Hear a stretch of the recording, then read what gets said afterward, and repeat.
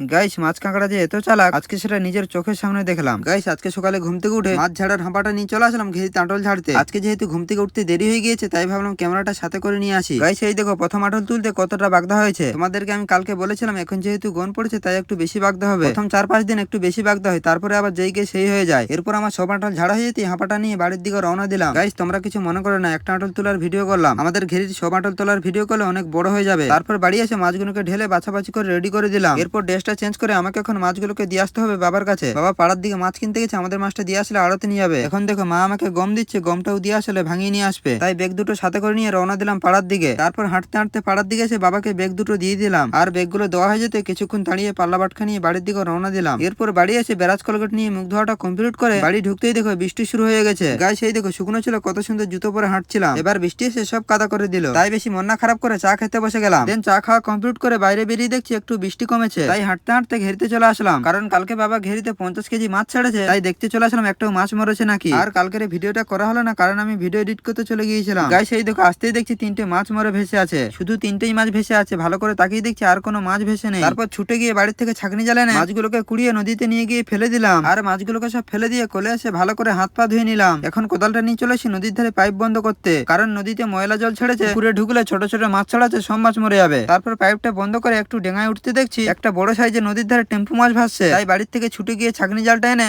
একটু ধরার চেষ্টা করলাম, তো ডুবেই গেল। আরো কিছুক্ষণ পর 2-3 বার উঠলো, তবুও ধরতে পেলাম না। তারপর ছাঁকনি জালটা নিয়ে নদীর ধারে ধারে ঘুরতেই দেখছি একটা কাঁকড়া তেলা মাছ ধরে খাচ্ছে। দাঁড়াও তোমাদেরকে একটু জুম করে দেখাই, তাহলে দেখতে পাবে পরিষ্কার ভাবে। তারপর সাইড থেকে একটা ছাঁকনি জাল নিয়ে একটু ধরার চেষ্টা করছিলাম, তাড়াতাড়ি তেলা মাছটা ছেড়ে দিয়ে ডুবে গেল। গ্যাস কি বলবে, এরা মানুষের থেকেও চালাক বেশি। এমন এমন জায়গায় উঠছে, না পারবে একটা জাল ফেলে ধরছে, না পারবে একটা ছাঁকনি জাল দিয়ে ধরতে। তাই বেশি মাছের লোভ না করে বাড়িতে এসে চান করে রেডি হয়ে ভাত খেতে বসে গেলাম। তো গাইস আজকে ব্লগটা এই পর্যন্ত। আর ব্লগটা যদি তোমাদের ভালো লাগে তাহলে একটা লাইক করে দিও। দেখা হচ্ছে অন্য কোনো ব্লগ নিয়ে। Tata bye.